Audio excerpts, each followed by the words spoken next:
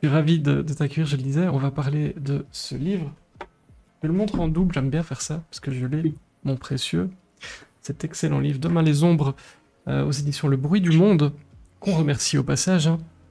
Puisque tu nous gâtes, en plus d'être avec nous ce soir, on va permettre à une des nombreuses personnes présentes dans le chat de remporter un exemplaire papier du livre que je viens de vous montrer, que vous voyez en couverture, et dont on va parler ce soir, Demain les ombres. Et avant d'en parler, je vous expliquerai comment participer le moment venu, mais vous êtes obligé de rester. Eh ben oui, c'est comme ça. Avant d'en parler, faisons connaissance grâce au portrait chinois littéraire que le monde entier nous envie. Moi j'aime bien commencer par là. Dans le chat, si vous êtes habitués, bah, faites-vous plaisir. Pour ceux qui ne connaissent pas, n'hésitez pas, vous pouvez jouer, vous pouvez donner vos réponses, puisque Noël ne les voit pas. Bah oui, sinon elle tricherait, ça n'irait pas. Si tu étais un livre de chevet, lequel serais-tu et pourquoi en quelques mots, si tu le souhaites? Oui, alors question très compliquée évidemment de donner un seul livre. Je pense, enfin, je pourrais citer peut-être par exemple un livre de Stephen King parce que c'est quand même voilà, un de mes maîtres dont j'ai lu plusieurs dizaines de livres quand j'étais plus jeune. Mais je citerais peut-être plutôt un livre de Serge Brussolo parce qu'il il est peut-être moins connu aussi. Et en fait, pour moi, c'est vraiment un écrivain de génie. Donc, je ne sais pas si tu le connais, Oui. Frédéric, aussi, et si les, J'en ai pas voilà, lu les gens qui beaucoup, sont avec nous mais le on connaissent. s'en souvient quand on le lit. Ouais, C'est un peu voilà. ça l'idée. Donc, peut-être moi, le livre qui. Enfin, il y en a plein de géniaux, mais je pensais peut-être à un livre qui s'appelle L'homme aux yeux de napalm et qui est pour moi un peu la quintessence du génie de Serge Brussolo et de ce que j'aime dans la littérature d'imaginaire. En fait, c'est un livre qui tient à la fois de la science-fiction, du fantastique et de l'horreur. Et enfin, c'est complètement déjanté. Je peux même pas, je peux même pas résumer l'histoire tellement c'est déjanté. Mais voilà, c'est un livre assez fou. Il y a vraiment beaucoup de fantaisie. Et puis, il en profite pour revisiter complètement les mythes, les mythes de Noël, en fait. Parce que ça part, voilà, ça part avec quelqu'un qui rencontre un extraterrestre. En fait, oui, c'est ça. C'est une rencontre du troisième type, mais l'extraterrestre prend la forme de Père Noël et il y a tout un truc là-dessus. Et voilà, et j'adore ce livre. Voilà. Ça m'étonne pas. En livre difficile à résumer, toi tu t'y connais aussi, je crois. On va voir tout à l'heure. Si tu étais un format parmi tous ceux qui existent, quel serais-tu entre le poche, le grand format, e-book, audio, bande dessinée, autre chose? Il y a tellement de choses qui existent. Ouais, il y a plein de formats que j'aime bien. Je suis moins e-book. C'est vrai que j'aime bien avoir les livres dans les mains quand même pour lire. J'en lis quand même en liseuse aussi, mais c'est surtout les livres que je lis en néerlandais pour mon travail de traductrice. Donc peut-être plutôt simplement le grand format, parce que c'est vrai que j'ai pas tendance à sacraliser l'objet du livre, mais je trouve c'est beau un livre grand format. Quand il y a une belle couverture, c'est agréable. Il y a l'odeur, il y a quand il y a une qualité du papier aussi, c'est quand même chouette. Si tu étais une maison d'édition, Une maison d'édition, je me demande s'il y a des auteurs qui osent dire autre chose que leur maison d'édition parfois. il y en a. Mais ce que tu peux Mais, faire pour botter en touche, ouais. tu peux aussi donner une caractéristique voilà, qui te plairait ou qui te correspondrait à l'intérieur d'une maison d'édition, qui permet d'esquiver complètement ma question. Mais c'est une pirouette super intéressante. Et bienvenue, Zorélien. Bienvenue, merci pour le follow. Mais en fait, c'est pas vraiment. Enfin, je suis pas sûre d'avoir besoin de pirouette si tu veux. Parce que finalement, ma maison actuelle, Le Bruit du Monde, je m'y identifie beaucoup parce que si tu veux, ils ont démarré en 2021 et j'ai traduit le premier livre, le premier roman qui est sorti chez eux. Donc j'ai vraiment un lien avec eux depuis le départ. C'est comme ça que j'ai appris à les connaître. C'est pour ça aussi que j'aurais proposé du coup mon manuscrit après. Et voilà, c'est une jeune maison d'édition et enfin, ils sont excentrés, ils sont à Marseille et pas à Paris. Il y a une grande ouverture sur le monde, y compris dans les choix qu'ils font. Il y a quelque chose comme ça qui moi me plaît beaucoup. Aussi une grande, tu vois, une exigence de qualité au niveau des textes, mais pour autant, ils sont fermés à aucun genre. C'est aussi de la littérature accessible en même temps. Donc, voilà. Ouais, le bruit Ça du en loup, fait déjà pas mal, hein, des caractéristiques. Et maison à suivre, je confirme. Il y a vraiment de belles choses. Et l'ouverture, on va retenir ça. Et c'est déjà dans le titre. Donc voilà, il n'y a pas de hasard. Si tu étais un rayon dans une librairie. Un rayon dans une librairie, ouais, ça pourrait être le... Bah, en fait, je lis un peu de tout. Je lis pas que de la littérature de l'imaginaire, même si j'écris plutôt dans ce genre-là. Mais mon vrai rayon préféré quand je vais en librairie, c'est le rayon des albums jeunesse, en fait. Je suis capable d'y passer beaucoup de temps et j'adore les livres jeunesse et particulièrement les albums. Je trouve qu'il y a une fantaisie, une fraîcheur, une créativité, et de la tendresse aussi. Enfin, voilà, des choses qu'on ne trouve pas forcément dans les autres domaines. Et j'aime bien, voilà, j'en rapporte souvent à mes enfants. Et d'ailleurs, ils savent très bien que je les achète autant pour moi que pour eux, si ce n'est plus. Oui. Mais voilà, On ouais, peut j'adore former ça. un groupe si tu veux. Je C'est connais vrai. plein de personnes qui sont comme ça aussi. C'est Ouais. tellement vrai. Si tu étais un marque-page. Alors, un marque-page, j'ai cru comprendre que c'était une question un peu délicate ici dans la boîte. Il y Non. a Mais il y a un petit sauf peu si tu...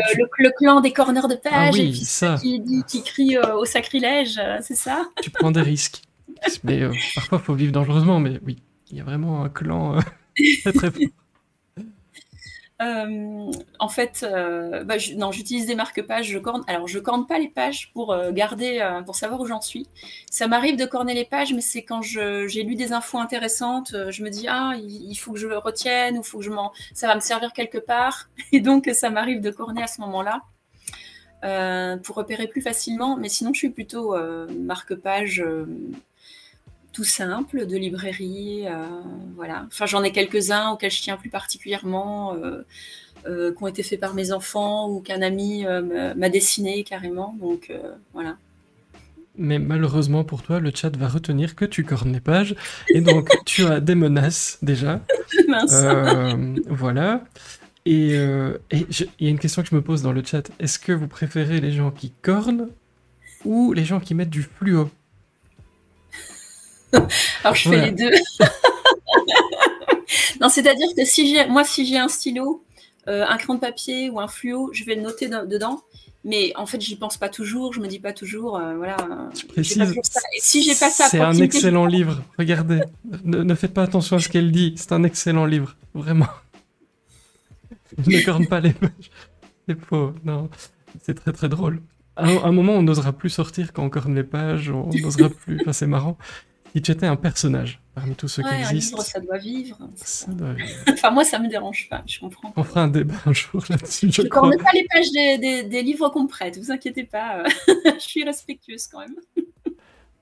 La lisose prend tout son sens. C'est pas faux, Kiko. C'est pas faux. Si tu étais un personnage, Un personnage. à part le Grinch qui corne les pages. Un personnage.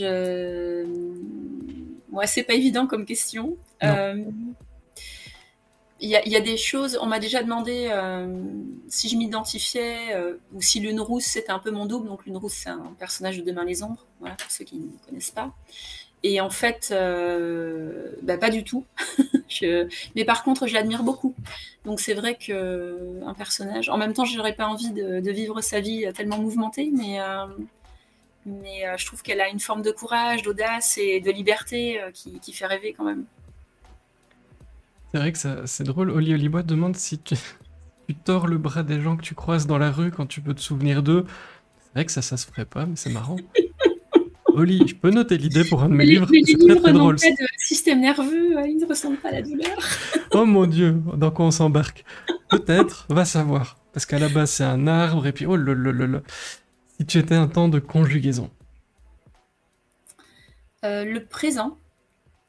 Le présent. Après, j'ai pas de. Enfin, j'aime bien les temps du passé aussi.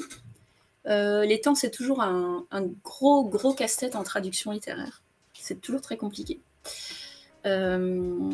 Parfois, on écrit des pages entières au passé composé, ensuite on repasse au passé simple, etc. Mais c'est vrai que quand moi j'écris pour moi, j'aime quand même beaucoup le présent. Je trouve qu'il y a une forme de dynamisme qui me plaît. Et je pense qu'on t'invitera, parce qu'il y a des questions évidemment sur la traduction, on te réinvitera pour parler de ça avec grand grand plaisir.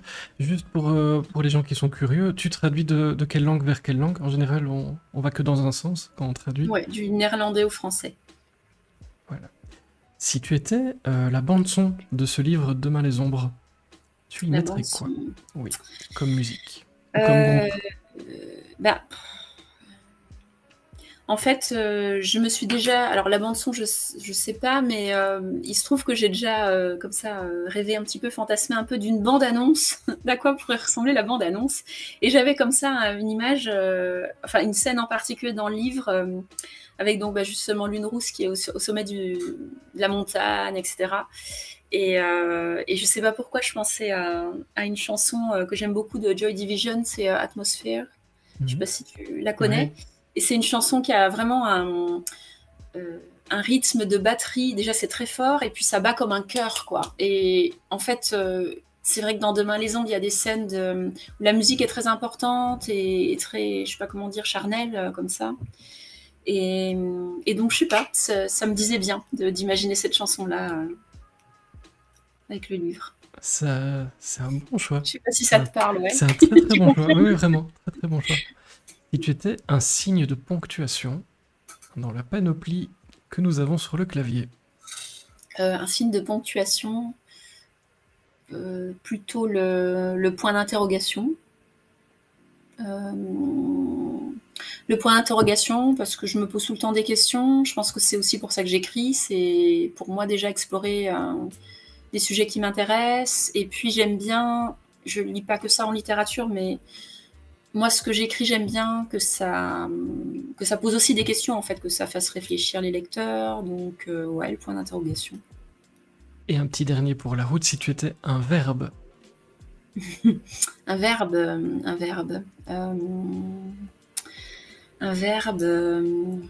Dormir. Réfléchir. Dormir, c'est bien ça. Je sais pas, je suis une éternelle fatiguée, donc une adepte des siestes aussi. Donc, tu écris le soir, le matin, très tôt, très tard? J'ai pas de routine du tout, donc c'est très aléatoire. Ça peut être n'importe quand. Oui, non, c'est quand ça me prend en général, ou ouais, quand j'en ai envie, donc ça peut être à n'importe quelle heure. Tu es épuisé. Le belge Kili nous fait des jeux de mots. Et alors, tu as le président du fan club du point virgule, Christophe Tabar, qui fait un gros ou, parce qu'il est déçu que tu n'aies pas dit le point virgule. J'aime beaucoup le point virgule. Ah, voilà, on se rattrape. En fait, j'utilise pas mal de points virgules et de tirets aussi. Je trouve que c'est... Comment dire, ce sont des ponctuations qui sont moins courantes dans la littérature contemporaine, mais moi j'aime beaucoup, je trouve que ça apporte encore des nuances. J'aime bien le point-virgule et le tiret aussi. Ainsi s'achève ton portrait chinois littéraire, merci beaucoup. Je vois que ça a fait réagir beaucoup, mais ça ne m'étonne pas. Mais je vous assure... Moi je vois pas alors. Oh si, elle corne les pages, mais pas trop, elle aime les points d'interrogation, mais aussi les points... Mais oui, c'est ça la nuance, c'est important, et dans ce livre, il y en a plein. J'ai une première question, elle va te renverser par son incroyable originalité. Est-ce que tu peux nous dire de quoi parle ce roman Demain les ombres? Et j'espère, pour toi, qu'il est plus simple à pitcher que celui de Serge Brussolo. Je crois pas, mais j'ai un tout petit peu d'entraînement entre-temps, heureusement. C'est ça. C'est plutôt ça, parce que, ouais, non, c'est jamais simple les pitchs. Enfin, moi, je trouve ça très compliqué. Ouais, donc, alors, Demain les ombres, j'aime bien le présenter d'abord en disant que ça raconte la rencontre entre Homo sapiens et Néandertal, mais pas telle qu'elle a déjà eu lieu dans le passé, dans la préhistoire, mais plutôt telle qu'elle aurait lieu dans le futur. Donc, en fait, ça raconte, le roman suit la vie d'un clan de Néandertaliens. Donc, ils vivent sur le mode des chasseurs-cueilleurs, donc en lien étroit avec la nature. Et puis, on va s'intéresser plus particulièrement à Lune Rousse, qui est une femme néandertalienne d'une quarantaine d'hivers, qui chasse, qui peint dans les grottes, qui a connu des drames dans sa vie, et aussi qui se pose des questions sur les mythes et les légendes qui structurent le clan. Et jusqu'à ce qu'un jour, sa route croise celle de drôles d'humains, donc en fait, des Homo sapiens qui sont un petit peu différents, qui ont des silhouettes comme ça plus fines, plus élancées. Et ces Homo sapiens, ils viennent à la rencontre des Néandertaliens avec un plan bien précis en tête. Et puis évidemment, rien ne va se passer comme prévu. Et donc Demain les ombres, c'est un peu, voilà, c'est un roman qui est au carrefour de plusieurs genres. Ça tient à la fois du roman noir et du thriller. Il y a pas mal quand même de suspense. C'est aussi une dystopie puisque donc on parle d'un avenir assez proche et pas forcément très joyeux. C'est assez romanesque, donc peut-être roman d'aventure ou d'évasion. Et puis en filigrane, il y a aussi tout un tas de réflexions d'ordre plus éthique, philosophique sur notamment notre rapport à l'altérité, à la nature et au divertissement. Le roman est incroyable, impossible à lâcher, nous dit le Belge qui lit, et ça doit te faire plaisir. Si le Belge qui lit. Mais oui. Première question par rapport à ce que tu expliques, parce qu'on me le glisse dans l'oreillette. N'hésitez pas, si vous m'écoutez ailleurs que dans le chat, posez vos questions directement dans le chat, c'est beaucoup plus facile pour moi. Tu parlais de Néandertaliens, voilà, de tout ça. Est-ce qu'il faut s'y connaître absolument, ou est-ce qu'on va être largué? Est-ce qu'on peut rassurer les personnes qui écoutent? Je vous dis déjà que oui, mais je pense que tu l'expliqueras mieux que moi. Les gens ont besoin d'être rassurés. Quand on se dit, ouh là, on est dans de l'anthropologie, est-ce que je vais m'en sortir? Non, faut pas du tout s'y connaître. C'est moi qui ai fait le travail de préparation, j'ai envie de dire. Moi, je me suis documentée, mais on n'a pas du tout besoin de se documenter pour lire le livre. Au contraire, c'est pas non plus un essai du tout d'ailleurs. C'est-à-dire que tout ce que j'ai ingurgité comme information au sujet de Néandertal, je l'ai pas recraché pour qu'on apprenne vraiment des choses sur Néandertal. C'est pas du tout le but. Donc non, je pense que enfin, j'espère. Mais il me semble que c'est quand même un roman qui est très accessible. Il n'y a pas de. Après, voilà, moi, c'est vrai que je suis scientifique de formation à la base et ça fait partie, voilà, j'aime bien, quand j'écris, j'aime bien que ça colle, que ce soit plausible. Donc moi, j'ai fait un travail de recherche, voilà, pour qu'on puisse pas dire, ah, mais ça, c'est pas possible, en fait, telle hypothèse ou telle autre. Voilà, mais pour les lecteurs, il n'y a pas de travail à faire en lisant, hein. Faut juste profiter de la lecture. Alors ce roman me tente, dit Émilie, un roman, mais on va continuer d'en parler, et ça va te tenter encore plus, je n'en doute pas. Question de notre ami le Belge qui lit. Viande, premier roman chez Lily's Éditions, on en parlait tout à l'heure, est dérivé d'un sujet polémique, celui de la surconsommation. On peut en parler un peu si tu le souhaites. Demain les ombres l'est aussi. Donc j'ai l'impression que c'est quelque chose qui revient quand même dans tes romans. Comment tu fais le choix des sujets? Est-ce que tu vas chercher des sujets polémiques? Parce que finalement, c'est un très bon terrain de jeu quand on veut écrire des histoires comme tu le fais. Alors, je cherche pas un sujet polémique, en fait. C'est le sujet vient à moi à un moment donné. Et comme je te disais, pour moi, la littérature, enfin, l'écriture, c'est une façon d'explorer des sujets qui m'intéressent. Donc, c'est pour ça que je pense qu'à un moment donné, enfin, il y a des idées qui émergent et que j'ai envie de creuser. Et c'est vrai que pour le côté polémique, je me suis pas du tout posé la question de, voilà, je vais prendre des sujets polémiques. Mais comme le disait le Belge qui lit tout à l'heure aussi, en parlant du spécisme, c'est vrai qu'il y a des... ce qui est amusant d'ailleurs, parce que en fait, je m'en suis pas vraiment rendu compte quand j'ai commencé à écrire Demain les ombres, mais au final, il y a des sujets qui se rejoignent. Avec Viande, c'est évident. Il y a d'une part cette notion de spécisme, c'est d'identité humaine en fait. Qu'est-ce que ça veut dire être un être humain? Qu'est-ce qui nous différencie finalement des autres animaux? À chaque fois que la science fait des progrès en comportement animal, etc., au départ, on disait, voilà, le rire, c'est le propre de l'homme, l'empathie, etc. Et puis, plus le temps avance, plus on découvre que toutes ces caractéristiques, on les partage avec d'autres animaux, ce qui est logique, parce que on est quand même des mammifères. Mais à un moment donné, pourtant, il suffit quand même de regarder autour de nous pour voir qu'on est en même temps très différents, en tout cas qu'on a un impact extrêmement différent sur le monde. Donc, où se loge la différence? Ça, pour moi, c'est très intéressant. Donc, ça rejoint la question du spécisme, puisque le spécisme, c'est l'idée que, en fait, en fonction des espèces, on va traiter les autres espèces différemment parce qu'il y a une barrière d'espèces. Et ce qui, à mon avis, enfin, dans nos époques modernes, a besoin d'être réfléchi parce que ça nous pousse à faire n'importe quoi avec les animaux d'élevage. Ça, c'était le sujet de viande, effectivement, mon premier roman. Et là, dans Demain les ondes, c'est vrai qu'on a cette question éthique-là. C'est-à-dire que si on se base sur le spécisme, purement la barrière des espèces, qu'est-ce qu'on fait si on a une autre espèce humaine qui fait son apparition? On en fait quoi? Puisque c'est pas... On considère qu'elle est différente de nous, qu'elle fait pas partie de notre espèce, et pourtant elle est quand même humaine, clairement intelligente, voilà, capable d'un langage articulé comme nous, etc. Donc, comment on réagit? Qu'est-ce qu'on fait? Enfin, moi, oui, ce sont des questions qui m'intéressent, qui me passionnent. Et qu'on retrouve dans ce livre dont on parle ce soir. Pourquoi faire revenir les Néandertaliens, précisément? Qu'est-ce qui t'a attiré dans ce groupe-là?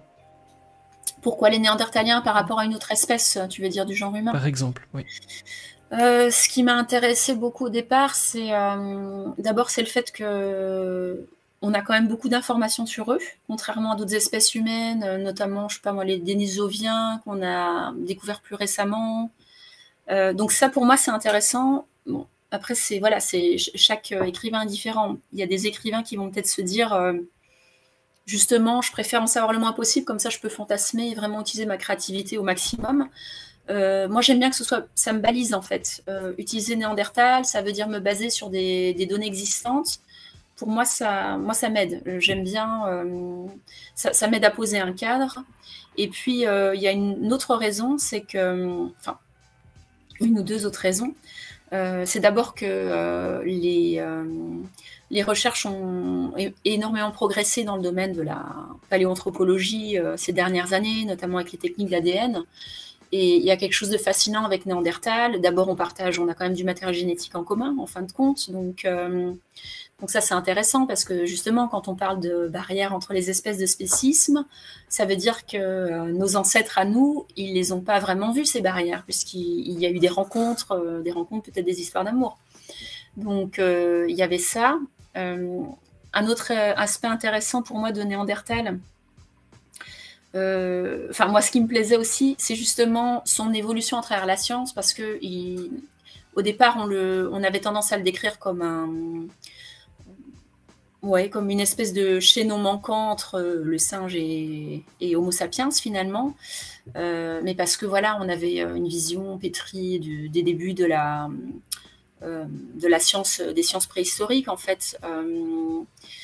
Où on avait tendance aussi à voir l'évolution comme un processus linéaire, donc forcément il fallait qu'Homo sapiens soit au bout de l'évolution, donc supérieur, plus intelligent, etc. Alors que c'est absurde en fait, hein, l'évolution c'est pas linéaire, c'est plutôt buissonnant, il n'y a pas d'espèces supérieures ou inférieures, il y a des espèces qui sont adaptées à un milieu donné, à une époque donnée. Et donc ça, je trouvais très intéressant de jouer là-dessus parce que j'avais envie de battre en brèche tous les clichés dont sont victimes, ou dont étaient victimes les Néandertaliens finalement. Et c'est vrai que même en m'intéressant un peu à la fiction sur les Néandertaliens, ou même dans des documentaires d'ailleurs qui sont pas si vieux, en général, quand on les regarde, ils sont quand même, voilà, c'est un peu des brutes, ils s'expriment par des grognements, alors que maintenant on sait qu'ils avaient un langage articulé, donc c'est quand même fou, ça change tout aussi dans la notre perception de Néandertal.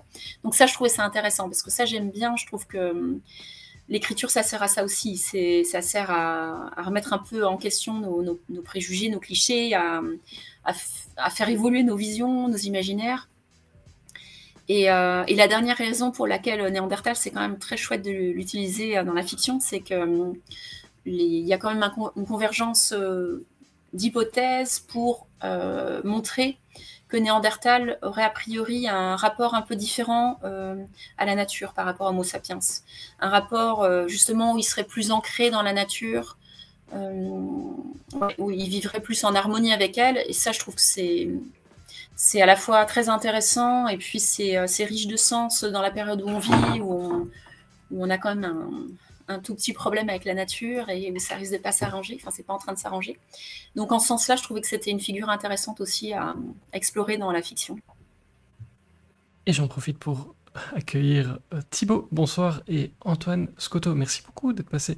On a le Québec avec nous ce soir, ça fait plaisir. J'espère que Les visuels des Daft Punk avancent bien. On est passé chez Antoine la semaine dernière, après le live. J'espère que ça avance bien. Bienvenue, ça fait plaisir de voir Vancouver. J'y étais presque. On est dans le coin. À l'échelle belge, on est dans le coin. Bienvenue en tout cas, ça fait super plaisir. Au passage, Christophe Sabar nous dit surtout que la découverte récente d'Homo naledi a un peu bouleversé la linéarité dont on parle souvent à l'école, par exemple. Donc ça bouge encore, hein, cette histoire-là, quand même. C'est très vivant.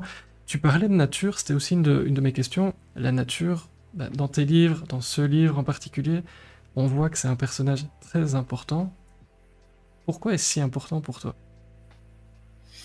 C'est si important pour moi parce que je crois qu'on a un gros problème avec ça. On a cette tendance depuis sans doute très longtemps à se couper de la nature, à faire un pas de côté, à force de tout catégoriser, mettre dans des cases, étudier, on s'en coupe en fait.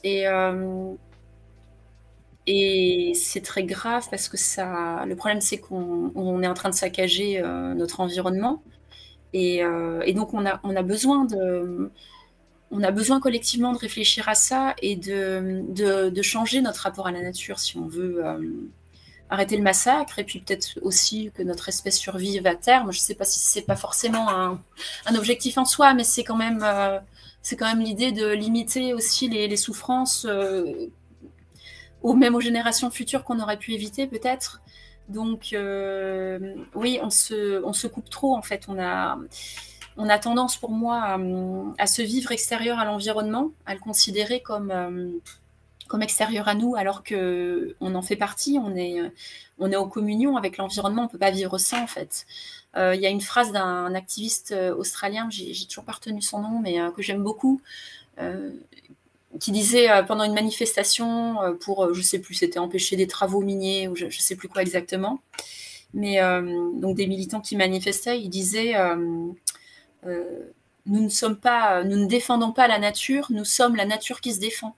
Et ça, je trouve que, j'adore cette formule parce que elle dit exactement ce qu'on a besoin de changer dans notre vision du monde, en fait. Donc, je crois que c'est pour ça que la nature joue un rôle si important dans ce que j'écris. Réapprendre à marcher pieds nus dans l'herbe et monter dans les arbres, c'est ce que tu souhaites, on ne fait pas assez ça ? Oui, moi j'ai fait un truc très sympa pour se reconnecter un peu, que j'ai utilisé pour écrire le livre, c'est l'ecstatic dance. Je ne sais pas s'il y a des gens qui connaissent ça. Tu connais pas ? Non, pas encore, mais tu vas m'expliquer. C'est marrant comme tout. Justement, en fait, ce sont des soirées dansantes. Donc moi j'ai fait ça à Gand, ça durait 2 heures. Et il y a 3 règles.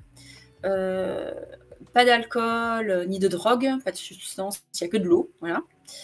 On est pieds nus, justement, pour vraiment se connecter, etc.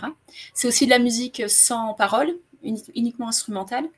Et la 3e règle, la plus importante pour moi, c'est qu'on n'a pas le droit de parler.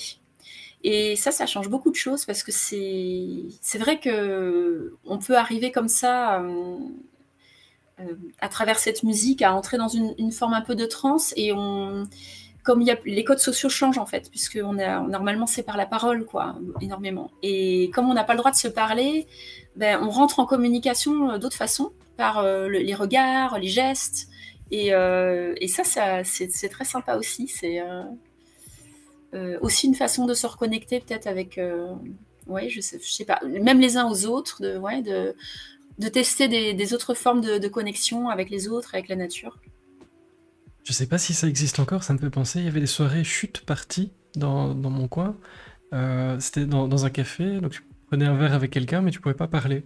Et donc c'était un peu c'est marrant, drôle, ouais. très très drôle. Et c'était notamment pour le langage des personnes qui ne savent pas parler, se mettre un peu dans leur peau. Ouais. Il y a la même chose dans le noir pour les personnes qui sont malvoyantes, etc. Ouais. Si vous voyez ça près de chez vous, n'hésitez jamais. Ça, j'aimerais bien essayer. Très, très chouette. En tout cas, ne pas parler, c'était les chutes parties, c'était très très chouette. J'avais fait un sujet quand j'étais journaliste là-dessus, on avait passé un moment incroyable. Et donc, ça ne m'étonne pas. Je vais aller jeter un œil sur ça, ça a l'air marrant. Le Belge Kili avait aussi une autre question. On compte essayer de faire revivre le mammouth grâce aux éléphants. Est-ce que ça te fait peur, ce genre de choses ? Les projets, alors ça s'appelle la désextinction. Il y a des vrais projets qui existent maintenant, c'est vrai. Alors évidemment pas pour Néandertal. Je suis toujours un peu dubitative. Après, voilà, j'en ai pas mal discuté aussi avec Marilène Patoumatis, qui est préhistorienne, spécialiste de Néandertal, qui a relu mon livre et avec qui j'ai fait pas mal plusieurs rencontres autour de ce livre. Et elle dit aussi, voilà, elle trouve ça absurde. Elle parle du fait que ça n'a pas de sens à partir du moment où les écosystèmes sont plus les mêmes de toute façon. Donc déjà, ça n'a pas de sens. Moi, je trouve effectivement que qu'on est dans une période où on est en train de perdre beaucoup d'espèces animales, de les faire disparaître. Donc, il me semble que ce serait plus logique et sensé de mettre ces moyens-là pour préserver les animaux qu'on peut encore préserver, en fait, plutôt que de recréer des espèces disparues. C'est un petit peu Jurassic Park aussi. Et Kiko nous dit souvent, quand l'homme joue aux apprentis sorciers, ça tourne mal. C'est pas faux. Et Fanny a déjà mangé dans le noir. C'était très chouette, mais quand on mange avec les yeux, c'est plus compliqué. Je suis assez d'accord. Et servi par des personnes aveugles, malvoyantes, belle expérience, ça ne m'étonne pas. Oui, les apprentis sorciers, mais c'est aussi un terrain de jeu amusant quand on écrit un livre, de partir de tout ça, et de cette grande faculté créative de l'espèce humaine à penser qu'elle est supérieure à tous les autres. C'est un livre avec des messages quand même. Alors on va pas révéler parce que c'est pas marrant, on vous laisse le découvrir. Mais il y avait des messages qui te tenaient à cœur ou des points de départ dont tu pourrais déjà parler aujourd'hui? Alors des messages, pas vraiment, mais des thématiques, oui.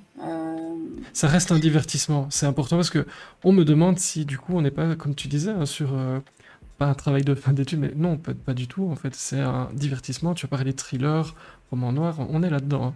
Oui. D'ailleurs, je pense que tout le monde ne le reçoit pas de la même façon. Hein. C'est-à-dire, la plupart des gens réfléchissent au questionnement philosophique qu'il y a derrière, mais il y en a qui restent plus sur j'ai passé quelle imagination, j'ai passé un bon moment. Sur le côté plus roman d'aventure, ou voilà, le côté romanesque en fait. Donc des messages, non, c'est pas vraiment des messages, c'est plus une façon à travers. Moi de toute façon, c'est vrai que j'aime bien qu'il y ait une bonne histoire, donc c'est quand même l'histoire d'abord, effectivement. J'aime bien, j'ai très envie de prendre le lecteur par la main et puis de l'emmener dans mon imagination un peu tordue parfois, mais qui a un vrai plaisir de lecture, du suspense aussi. J'aime bien l'idée qu'on n'ait pas envie de lâcher le livre et qu'on se demande ce qui va se passer et tout. Ça, je trouve ça très chouette. Donc c'est vraiment, tous les questionnements, ils nourrissent. C'est l'intrigue qui les nourrit, mais ils sont pas immédiats. Par exemple, pour moi, un thème qui est en filigrane aussi, c'est tu me demandais, les messages, c'est un peu l'illusion du contrôle, par exemple. Quand on parle effectivement apprenti sorcier, c'est aussi cette idée,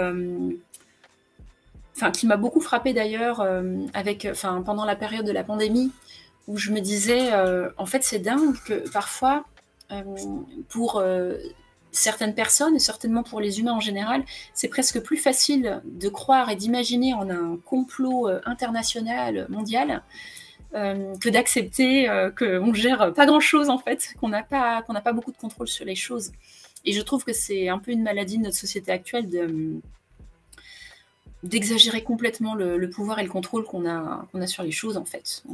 On surestime beaucoup ce contrôle. Donc ça, c'est pas du tout un thème immédiat, je pense, quand on lit le livre. Mais effectivement, si je le dis maintenant, des gens qui l'ont lu vont peut-être dire « Ah oui, effectivement, maintenant que tu le dis, voilà ».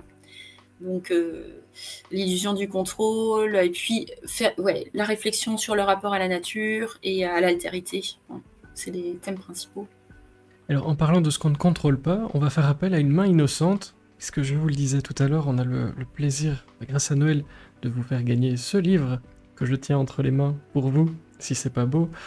Je vais vous expliquer comment faire, vous allez voir, c'est très très très simple. Pour jouer, vous pouvez dans le chat, à partir de quand on vous donnera le go, on attend que Kiko soit prêt, mais il est toujours prêt, ça qui est impressionnant.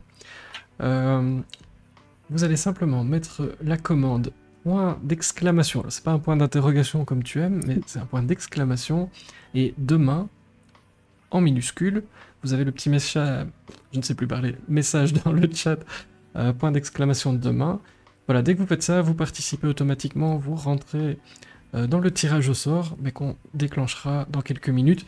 Je vous laisse le temps. Bah oui, c'est important.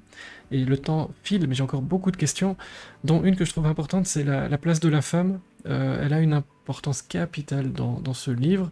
Tu nous as un peu parlé de Lune Rousse, par exemple. Comment vois-tu la place de la femme future, puisqu'on est dans tout ça? De la femme future. Ou de la femme présente, ou de la femme passée. En fait, tu peux choisir le temps, comme pour le portrait chinois littéraire. C'est ça qui est amusant ici. Je détourne la question. Oui, mais non, mais très clairement, la place de la femme était un des enjeux du livre aussi. C'est vrai que, un petit peu comme pour Néandertal, l'image de la femme à la préhistoire, bon, jusqu'à il n'y a pas si longtemps que ça, on était aussi pétri de clichés, quand même issus du patriarcat, etc. Donc, et voilà, de la même façon pour Néandertal, on a plein d'études maintenant, de nouvelles données qui viennent remettre en question tous ces préjugés qui sont vraiment rien d'autre que ça. Donc moi, ça me plaisait, évidemment, ça m'intéressait de travailler là-dessus dans le roman. Donc par exemple, pour l'art pariétal, on n'est pas capable de dire qui a peint des figures qui représentent des animaux. Mais pour les empreintes de main, maintenant, on a des techniques qui permettent quand même de déterminer assez finement si c'était des hommes ou des femmes. Et donc, il y a plein de grottes où il y a énormément d'empreintes de femmes, aussi des empreintes d'hommes, mais enfin, il y a les deux, en fait. Donc, il n'y a pas vraiment de raison d'imaginer que les femmes ne peignaient pas.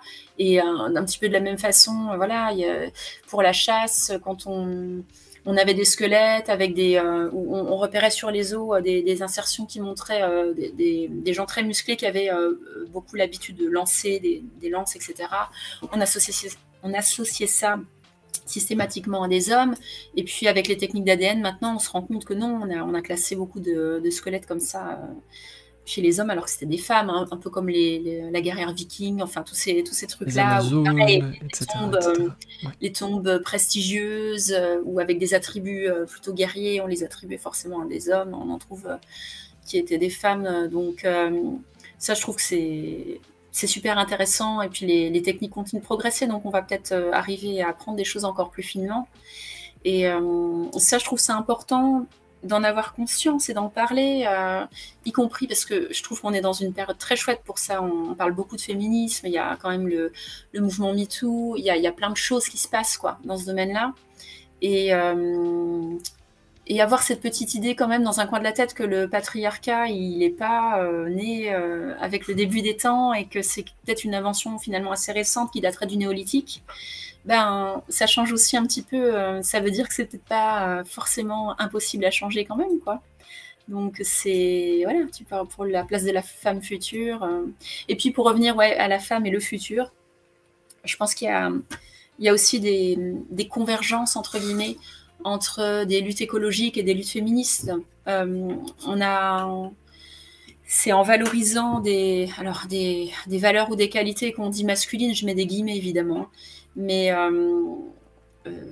qu'on arrive en fait à détruire notre environnement et des valeurs qu'on associe plus généralement aux femmes. Donc c'est pareil, hein, je mets des guillemets parce que je dis pas que les femmes sont enfin pas du tout. Mais par exemple les valeurs tout ce qu'on dit, les valeurs du care, de prendre soin des autres, etc. Ça c'est des valeurs qu'on a intérêt maintenant à valoriser davantage dans la société parce que ce sont des valeurs qui pourraient nous permettre d'améliorer notre rapport à l'environnement et les problèmes écologiques pour l'avenir.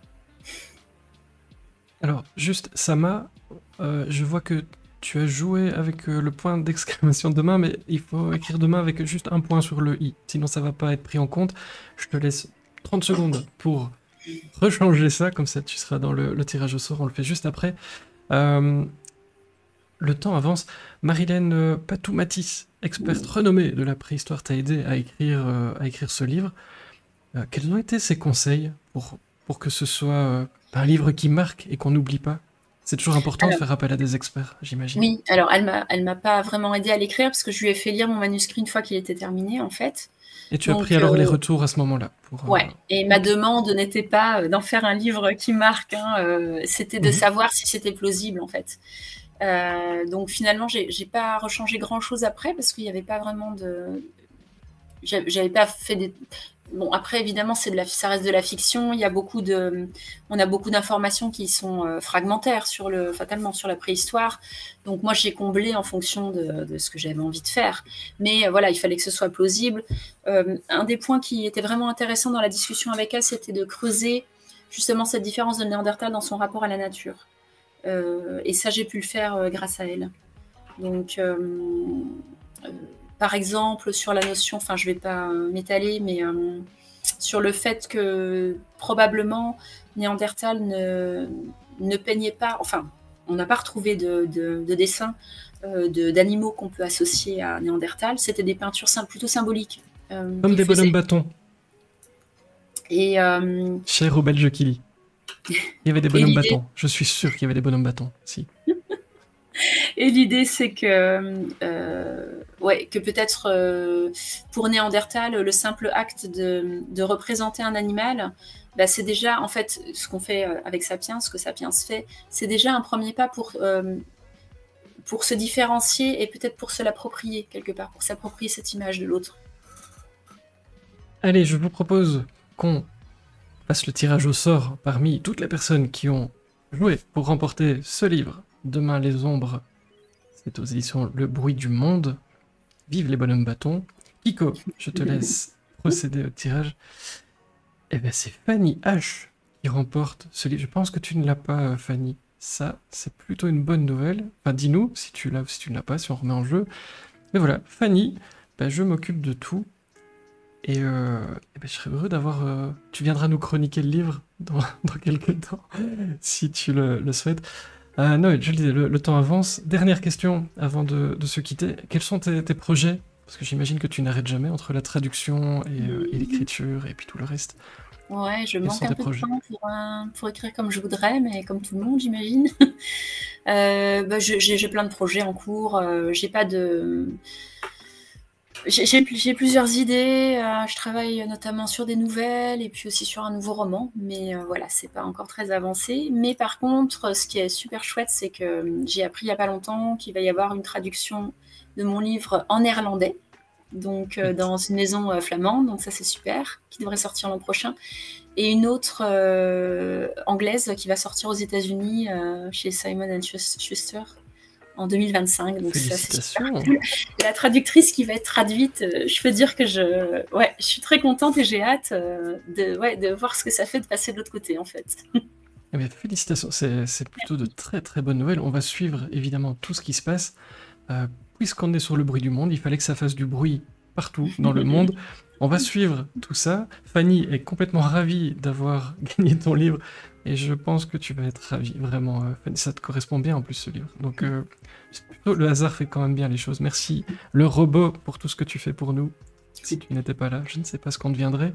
Je vais évidemment te laisser le mot de la fin pour refermer le couvercle de cette boîte qui était la tienne. Que sais-tu nous dire pour conclure ton passage parmi nous avant d'accueillir Bruno Gassio qui est parmi nous dans les coulisses? Bonsoir Bruno. Eh bien, simplement de te remercier toi pour l'organisation, pour l'invitation, remercier toutes les personnes qui sont là et qui ont écouté. Merci d'être venu. Et puis, merci aussi aux Belges qui lisent. Et de manière générale à tous les lecteurs et chroniqueurs qui prennent le temps de parler des livres qu'ils ont aimés, que ce soit entre amis ou sur les réseaux, sur les